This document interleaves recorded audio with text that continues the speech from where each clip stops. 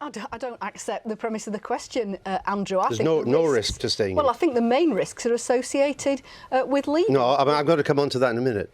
But are you saying this morning that there are no risks to staying in? Well, I think we know where we are if we stay in. We've been members of the European Union for decades now. If there are changes coming down the road, we have an opportunity to influence those because so we're part of risks. the argument. Well, there are risks facing us as a country, as there are risks facing the European But none as a whole. specifically linked to staying in? I don't think they're associated with staying in. Dominic Raab, what's the biggest risk to coming out? Well, I think the argument that you hear from the Remain campaign, which should be taken seriously, is the short-term instability. But people said that about the referendum, and last year we rose to having the third highest level of foreign direct investment in the whole world. So I think that's a risk. But is there a risk? There's always risks on both sides, and I thought Mark Carney tried to set out the balance of risk. I thought the most interesting thing he said about the question of staying in is that he thought it was more likely than not that the Eurozone wouldn't proceed towards integration, fiscal union, banking union. Now, if he's right about that, then how does Greece get out of the rut? How do you stop countries like Italy with a massive debt problem falling into it? It sounds like an EU in a permanent state of crisis. But just to be clear, you accept that there could be short-term risks, short-term disruption if we vote to leave? I think there are pros and cons of both positions, and I don't take a doomsday scaremongering. I wasn't asking but what's happening is... It was quite a simple, straightforward question. And if I answer, yes, there's risk X, there'll be press releases galore going out saying, you see, the game's up. The truth is, what I would say is there are pros and cons and risks both ways. I think the brighter prospects for the UK are having less burden on SMEs by taking back control of our laws. And funnily enough, Mark Carney said that yesterday. But also being freed up to trade with the emerging growth areas like Latin America and Asia. Well, of course, there's nothing to stop us doing that now. There is. The EU has strict competence over free trade deals with all of those regions. We can still trade even without free trade. I mean, Germany exports a lot more to China than we do and doesn't have a free trade agreement. But under a massive protectionist umbrella, which the EU applies to its FTAs. But was the governor not perfectly within his rights to assess what the risks were of leaving? That is the job of our central banker, isn't it?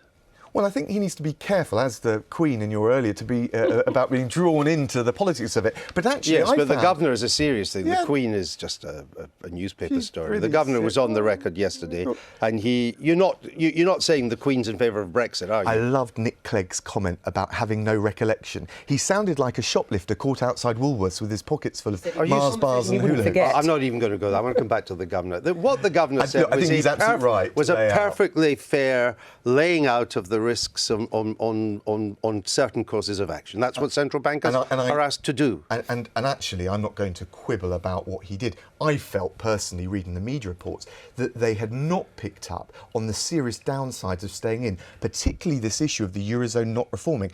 Let's bear in mind, he said, chances are the Eurozone will not proceed to integration. How do you get Greece out of that rut if it doesn't? If we stay in, most of the action will be in the Eurozone. That's where if the governor's wrong and there is future integration, it's certainly the intention of the French and German governments to have much more Eurozone integration. The governor could well be wrong on that. He doesn't know. Isn't that a risk for staying in? Because we'll be outside that. They could agree things that will not be in our interest. Well, we need to be part of the negotiations within the EU, both within... But we're not part of the negotiations of the Eurozone. But we've chosen to stay out of the Eurozone, and that's a decision that we're happy with. But my point... My point is this. My point is that if we stay in, if we vote to remain, that there could well be the 5 presidents report could be implemented. The governor could be wrong and the Eurozone could go to much closer fiscal and monetary union. It could well decide things that are not in our interests, but we're not in the Eurozone, so we could well be outvoted. Isn't that a risk? Well, of course, there are risks associated with remaining, with the discussions that might happen within Europe or financial implications. No, I said that we were better off being part of the EU and able to influence the future direction of Europe than sitting on the outside and all the uncertainties about leaving. one of the risks of leaving is that we do not know what our relationship will be with the single market. And it was interesting at the weekend that both Boris Johnson, who's a Brexit, and Douglas Carswell, who's a Brexit, started to talk about maybe we should just try to negotiate a free trade agreement with Europe rather than a full single market agreement. That's a risk, because a free trade agreement is nowhere near as open as a single market agreement. But the problem is, if you look at the single market, it includes all the social policy. When people talk about the internal market, they talk about all the criminal justice and policing measures. You talk to a bureaucrat in Brussels, they say if you want to really be in the single market, you need to be in everything. But look, let's answer the question directly. There's a Swiss, Norwegian, Turkish option. The truth is Britain's economy is bigger than all of those combined. So I don't think it's unreasonable to say we'd want a bespoke deal that's good for Britain when you bear in mind we are sold £59 billion more in goods and services from European firms. We've got a mutual interest in that. But it is a risk that we don't know what the mood of the rest of the European Union would be if we vote to get out. And there will be people saying we can't offer the Brits a really good deal, otherwise other people may vote to come out as well. Do we seriously think, given the trade deficit we have with the European Union, that German manufacturers, French farmers and pharmaceutical firms are going to be so vindictive that they're going to hit their own pockets by erecting such rigid trade barriers that we actually have the kind of damaging impact that you're talking about? But we could have tariffs. If that was the case, we could have tariffs. Is that really a savoury, attractive argument for the In campaign to make for staying within the EU?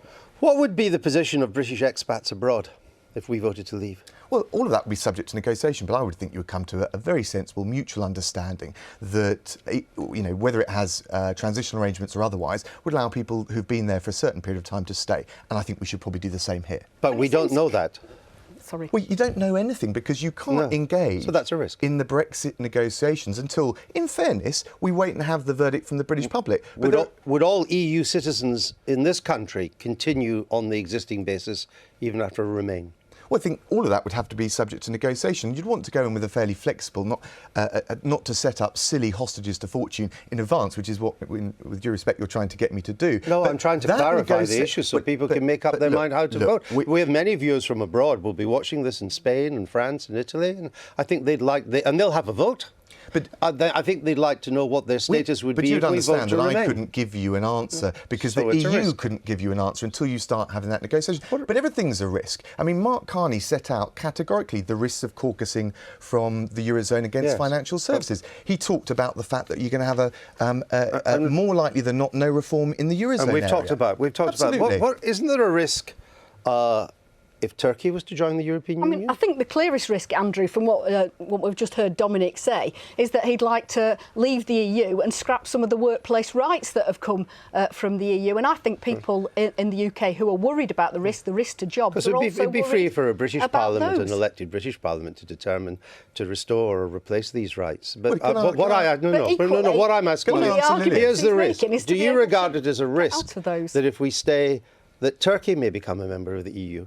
Well, of course, there's the potential for further countries to join the European Union, and we'd be part of those discussions as we have been around wider expansion. Would you be in favour of Turkey joining the European Union? I very much welcome the discussions that are happening with Turkey about issues that affect us in Europe, like migration. But that wasn't what I asked. I asked, is it your party's policy or your own personal view that you would be in favour of Turkey joining the European Union? I think that we need to have in our discussions with Turkey discussions about our shared European values, and there are real concerns about human rights in Turkey that would make that would have to be dealt with before there could be a question of them joining the EU. So you don't see it happening for the foreseeable future? Well, I certainly don't think it can happen until those issues are properly discussed and addressed.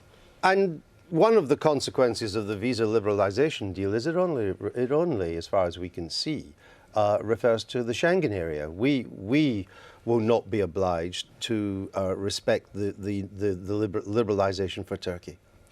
Well, I think there's huge pressure to reform the whole way EU rules on free movement work as a result of the appalling scenes that we're seeing in Greece and in relation to Turkey. But the raw truth is, if you want to have proper public confidence in border controls, you cannot do that from within the European Union. So the short answer to your question about Turkey is I don't think we could accept Turkey to become a member under the current rules. But we would have a veto. we'd have every country's a veto over any new member. I think that may be true. Well, no, that is true. But there will be huge pressure on the UK to back down. Well, that would be up to the government. We've had that in relation to all of the countries. But even inside the EU, just my final, but you accept that although Mrs. Merkel is trying to do a deal which would give visa-free travel throughout the Schengen area, that would not cover us because we're outside the Schengen area. But look at the pressures we're already facing because of our current arrangements and our free movement rules that we have signed up to. And that's the basic problem. But you talked about a Norwegian model, and Norway has to sign up to the free movement. But I didn't say I wanted a Norwegian model. I just pointed out that there's a whole range of models, and because our economy is bigger than all of those, we're actually in a pretty good negotiating position. Let's move on. You didn't frankly have the balls to put country before party.